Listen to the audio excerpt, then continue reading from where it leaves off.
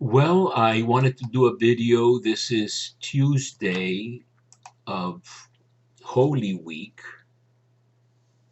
so that the Triduum, uh, Holy Thursday, the Last Supper celebration, Good Friday, Holy Saturday, and then Easter Sunday, or the Vigil on Saturday in this year, 2023, is taking place. And I wanted to do a video. I see some activity on the channel.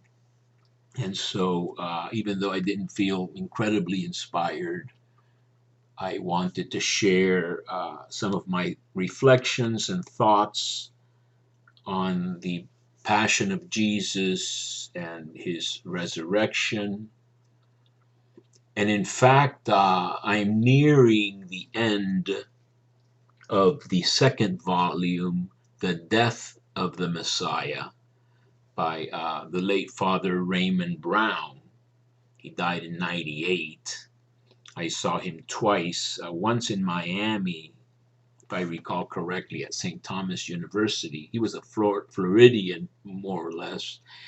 And then in Rome, shortly before he died, which I think I learned of on the plane in '98.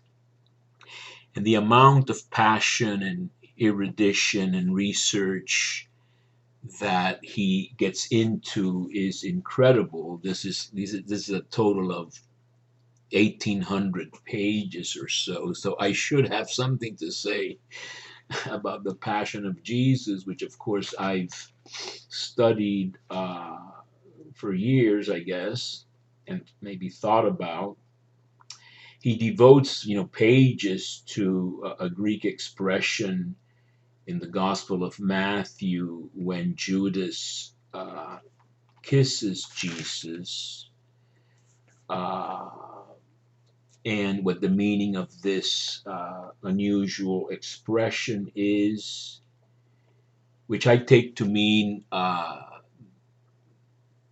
do what you have to do, or age quod ages in Latin, a lo que estás in Spanish, you know, do what you're here for, etc. But the important thing is, I mean, what kind of passion for every detail and research Raymond Brown put into these volumes. I also read previously The Birth of the Messiah, which is one big volume instead of two.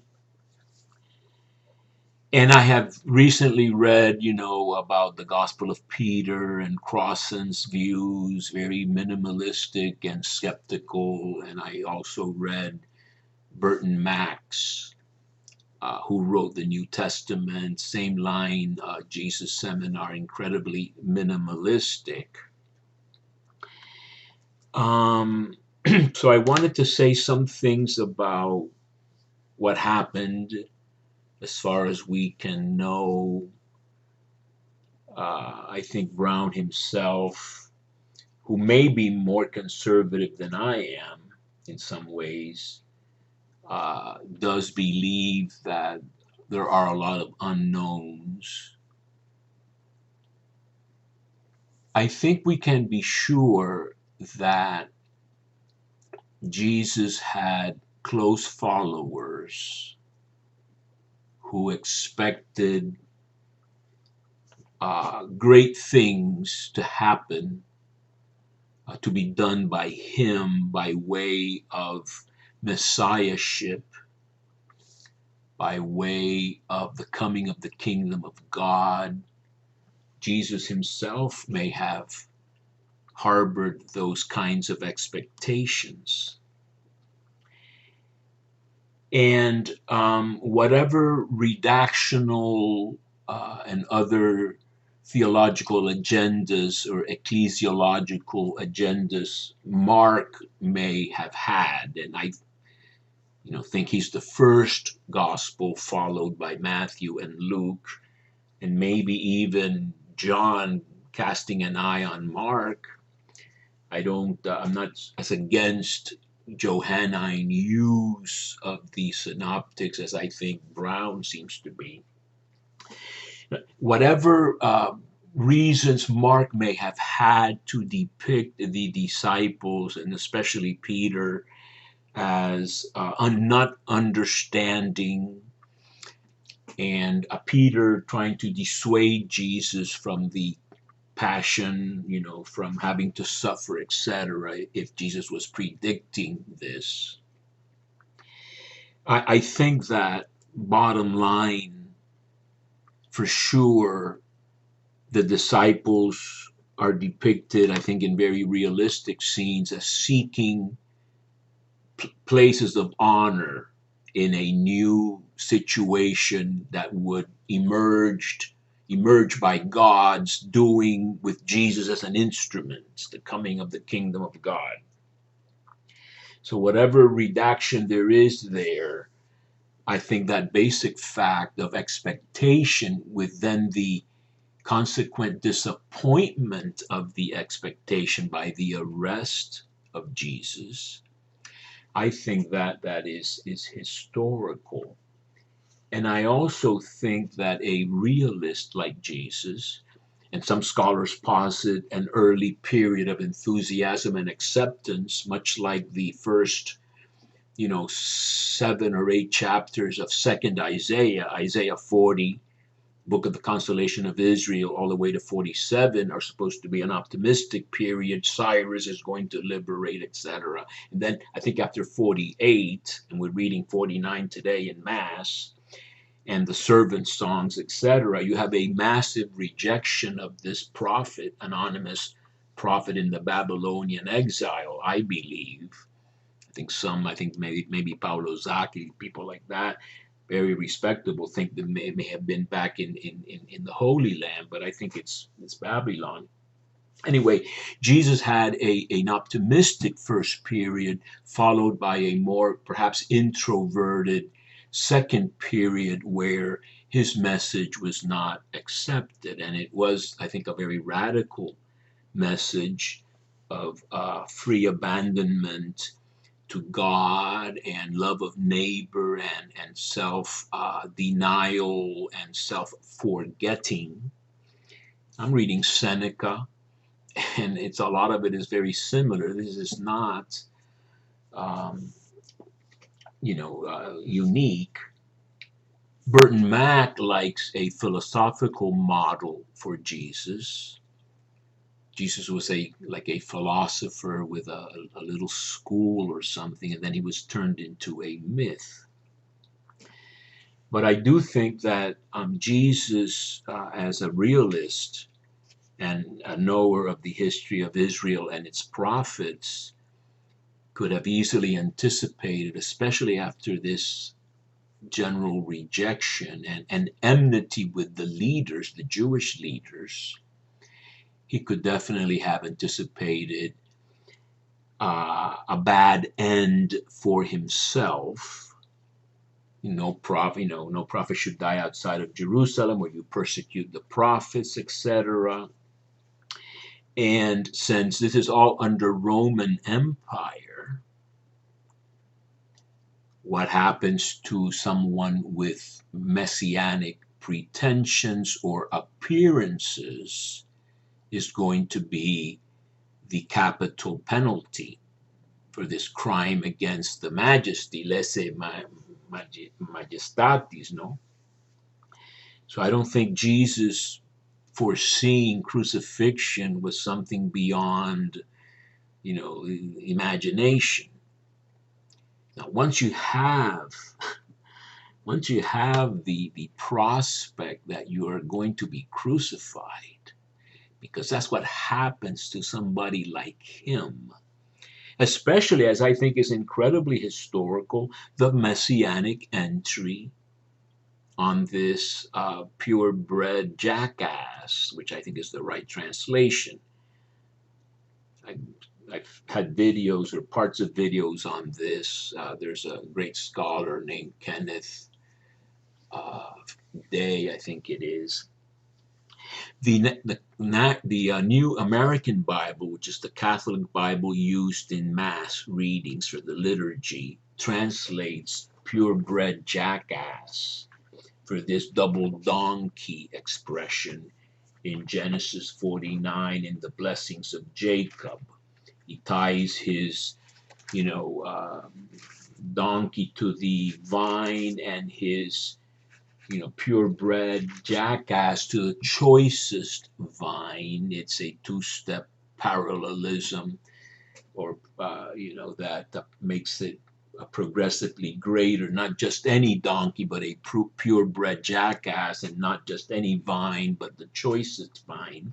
For some reason, they don't do the same with Zechariah 9, the entry of the Messiah and this sort of double donkey, which Matthew, which is the version of the Passion we're reading, seems to want a literal fulfillment by having Jesus sit on both animals.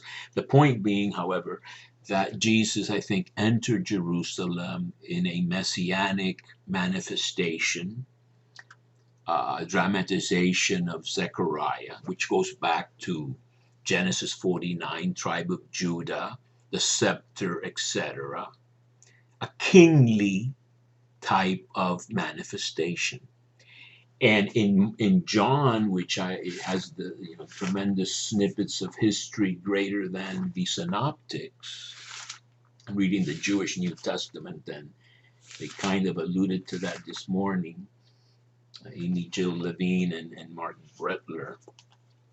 In John, clearly, it's a royal aura to the messianic entry. And I think that's what got Romans interested in this guy. And therefore, you have Johannine mention of the cohort, with great exaggeration. I don't think 400 to 600 soldiers came to arrest Jesus, and they didn't all fall to the ground when he said, I am. But clearly, between the high priests, and John talks about these as sort of informal council meeting, whether you convoke a Sanhedrin or not. I don't think it's the whole Sanhedrin.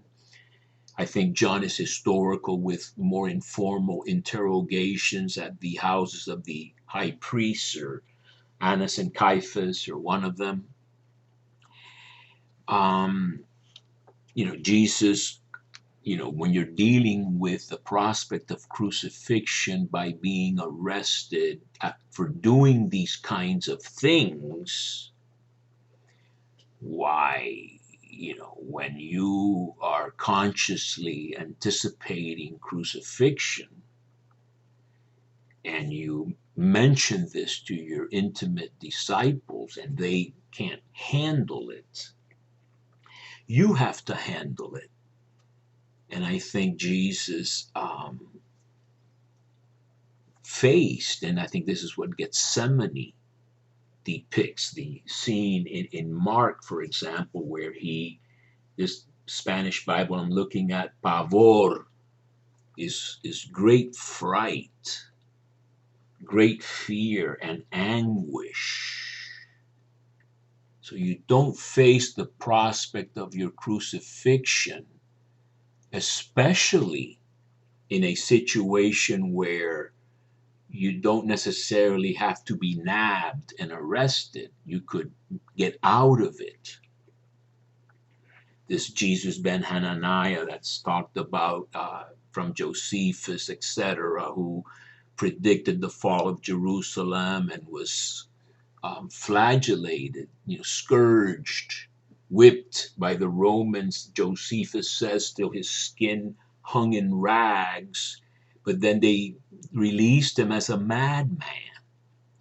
But in the case of Jesus, I think we have a prophet, a Messiah, messianic pretender, putting himself in the situation of being arrested and then dealt with by the Romans, the Jews, and Jesus, and I told my group the other day, when you hear this, the Jews, they're all Jews, but his opponents, I just lost my train of thought.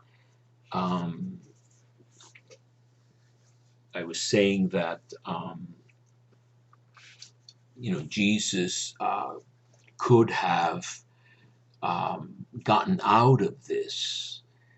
The Jews, periodically pick up stones, etc., but they're afraid of the crowd. It's a lot of uncertainty, but I think basically people like Jeremiah had been arrested and they wanted to kill him. The priests and the false prophets wanted to kill Jeremiah, but there was precedent from Micah, etc., so that it wasn't something easy to just kill Jesus. He was that popular and that regarded and esteemed. So the information we get from a gospel like Mark is that the leaders want to arrest Jesus, but not during the feast. Do it before the feast, lest there be a disturbance of the people. And I do believe he was in hiding in this Garden of Olives thing. And I don't have any reason to doubt that Judas Iscariot arranged to reveal where Jesus spent the night so that he could be arrested at night, uh, maybe interrogated by the high priest, and I think summarily handed over to Pilate. There's a whole debate as to whether Pilate was as ruthless as many sources depict, or whether he caved in to Jewish pressure in this instance. It's not very clear, but I think what is clear, a couple of things are clear. The Gospels go out of their way to absolve Pontius Pilate. And I think that he was known to be so cruel that with the kind of insistence that apparently there was, in the Gospel of John puts it in terms of it is better for one man to die than for the Romans to come and destroy this place and our nation, which I was surprised to see the mass reading from the NAB, New American Bible, destroy our land. This word place, I think, should be kept as the right translation of topos, which I think is the Hebrew makom, which really means the temple, which is an ironic phrase in John. The Romans are going to destroy the temple anyway and raise the land, and then even change the name of Jerusalem with the second revolt in 132. But the point being that I don't think Pilate hesitated much over Jesus. I think the Gospels present a whole drama, most elaborate in John, which Raymond Brown is a great expert on, was the 7, inside out scenes in the Gospel of John with the Ecce Homo and all these other things. Matthew has other things about washing the hands and the Jewish acceptance of collective responsibility, etc. All these, I think, are redactional theological points being made. But that Jesus faced the clear prospect of being executed and not stoned, and being executed under Rome meant crucifixion.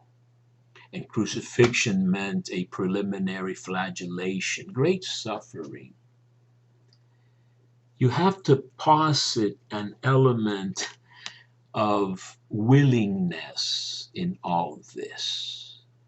And if you posit the element of Jesus willingly going into this, then you have to think about the purpose of willingly undergoing this. And the purpose would start with not reneging on his messianic claim, which involves the Roman Empire, because when Israel has a king, Psalm 2, etc., he's going to smash the heads of the pagan nations, etc. Jesus is talking about the kingdom of God as something that is not the kingdom of Caesar, separate realms. If Caesar pretends to be God, Jesus is against that. Give to Caesar what is Caesar, if you properly understand that.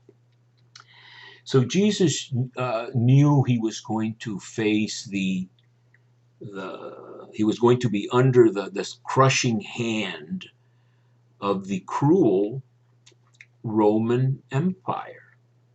At least the Jews had 40 lashes minus one to not, to build that hedge around the Torah and not overstep what's allowed. The Romans had no such limitation. So you have to wonder, if Jesus was willing to go into this passion and not get out of it with many ways, maybe even jurisdictional movements, out of the territory, etc. You have to then question, and ask yourself, what was the purpose of Jesus in this? I think there's a book, forget the name now, Senior Moment, Berg, I guess it is, Jesus and his program or purpose of Jesus, or the aim of Jesus. It's called The Aim of Jesus. Well, if you look at Jesus Christ Superstar, he wanted to be a superstar. That's one heck of a way to become a superstar. I believe that he was deeply a man of prayer, and deeply, I think, talked of this relationship with his Father. And we certainly have scriptures which I don't think are purely what the church discovered after the fact. And that's what, when I was reading Burton Mac, I go, so Jesus was the only idiot in this whole thing. Jesus was the only ignorant one in this whole thing. And all these brilliant church people made all this stuff up centuries later. Jesus, we can presume, knew the scriptures, and you can call it narcissistic or whatever, but if he says they referred to me, which is what is put in his mouth in Luke 24, everything written, or in John, you read Moses, but Moses was talking about me. He was convinced of this mission and destiny. You could say, well, then that's paranoid, schizophrenia, delusions of grandeur, etc. Well, that's the whole question is that. And I'm reading Pascal at night. I'm in the second section now, with God, instead of questioning God, the first section, the first part of the Pensées. And, you have to wonder, was he a madman willing to self-sacrifice, or was he authentic, not understood or accepted by his disciples, but remembered as having suffered in a way which would have caused a centurion to say truly he was righteous, or truly he was the Son of God, or in any other way to be amazed at how Jesus handled what he went through during that period of time. He defined himself. He manifested who he really was when put under trial. Yes, the Book of Wisdom says that. Let's put him to the test if he says he's the Son of God. But here I'm going to, now that I'm thinking about it more, there's a real good match between what we can posit or suppose or deduce that Jesus went through, and what the scriptures talk about in templates or models of righteous sufferers. Psalm 22 and everything else that you want to say, this was used to describe what happened to Jesus, but we don't know anything about what happened to Jesus. Well, Brown, also talks a little bit about that. Of course, we know some things. We know he was crucified. Boltman calls that the datum firmum. And that means a lot. If you are crucified, you are flagellated and you are mocked. And this crown of thorns that's not in the Old Testament. You can decide it was made up or not made up. It's the whole cross thing. There's an article by Joel Marcus, great scholar, and I spoke about it at one point. The cross was a mock enthronement for would-be kings. So there's no step to a crown of thorns if you are being executed for being an illicit kingly pretender. So there's a lot of match. Spittle, pluck my beard, pull my beard, Isaiah 50, all this stuff. There's a very, very good match. And if you have the depiction of Jesus's disciples as not understanding and not accepting this fate, but then later understanding the scriptures as having been fulfilled by Jesus, then I think you have a very reasonable understanding of what happened. He was definitely crucified under Pontius Pilate, says the Creed, at the instigation of the Jewish high priestly aristocracy and temple involved people, against the wishes of this crowd they seem to have feared, and that apparently precluded Jesus having been stoned at any one of these points where the gospel talk about a tremendous arguments. Reminds me of Daniel Boyarin, the Jewish Gospels, who says that the Jews among themselves debated all kinds of things, but to be crucified for a debate point, that must have been one doozy of a debate.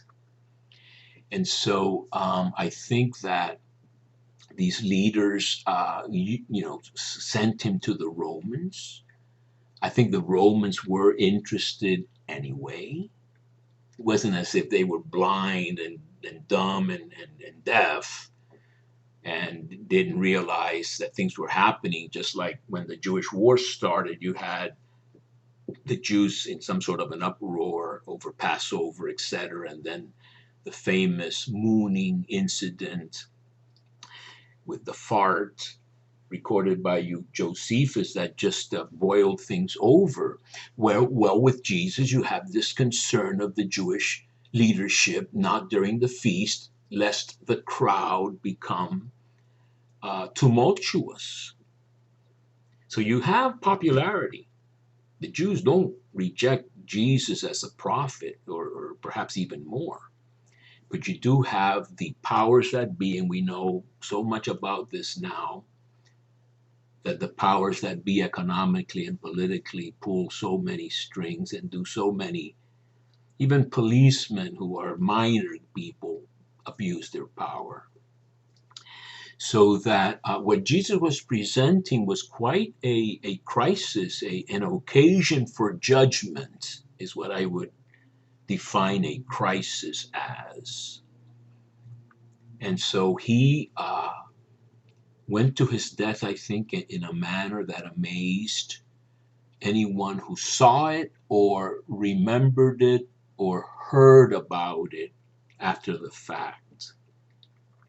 And what I do think happened um, is that the impact he had had during his life with his companions was a basis for an experience of Jesus alive. Here we get into the realm of faith.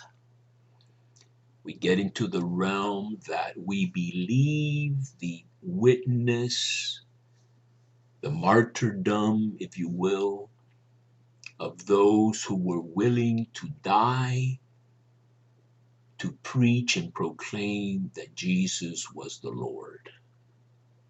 Paul, Jesus Kyrios, Jesus the Lord. An experience that they had that we share in to, a lesser extent, but that we believe the testimony of these witnesses, which in Greek would be the word martyrs, and many, many of them were indeed martyrs. They witnessed with their lives, as Jesus is considered to be uh, the martyr, the faithful martyr, the faithful witness in the book of Revelation and other places like that. And one of the things Jesus said in his sayings, by their fruits you shall know them. Well, the fruit of his death was to gather his dispersed disciples, create community. I wanted to mention one of my professors who died, because I was thinking last night about stuff like this. Not too much, well, a little bit about what I might say if I did a video, but I had a professor at Harvard Divinity School, Helmut Koester, who was a direct disciple of Rudolf Bultmann. So, audacious, as I think Raymond Brown calls him in the New Jerome Biblical Commentary. He's sort of friendly with Crossan in their views of the Gospel of Peter, etc.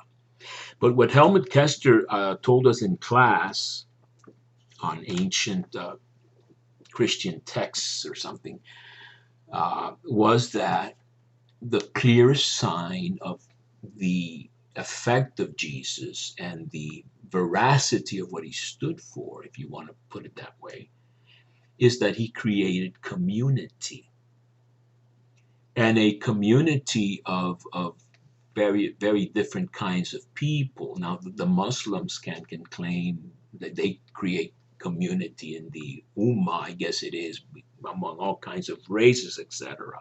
The Jews would have a lot more trouble talking about creating community outside of the Jewish people. And that's, they have their reasons for that, and I highly respect them. But Jesus creates a unique community. You saw, and as a Catholic, you saw when John Paul II died, how many, hundreds of thousands of people gathered peacefully, which is not the case with other communities. And I myself have been blessed with a community of very, I think, humble, true believers. And we support each other, and we celebrate, and we experience the love of God and the presence of God and the presence of Jesus in a way that works for me. And I think that there's a saying in Spanish, that's the pull, maybe the stick, but palo can be a pole that never falls. In other words, the witness of Jesus, the symbol of what Jesus represents, even the symbol of the cross, powerful. So he went along with, he accepted, he embraced. Catherine of Siena says he ran to the opprobrium of the cross. This history-changing fate, crucifixion,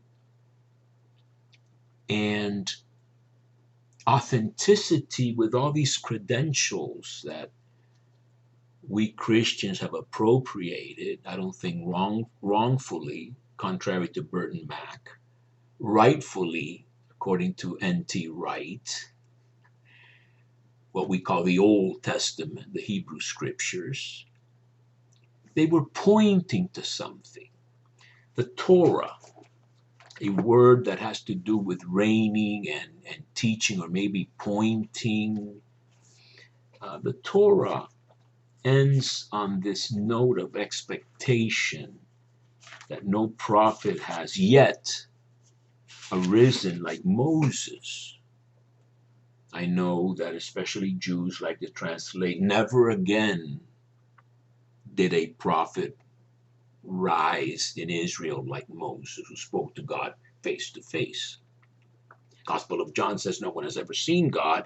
The only begotten God who is in the bosom of the Father, he has explained it. Monogenes Theos, the only begotten God, not Son of God. The New Vulgate follows that literal rendering of the Greek.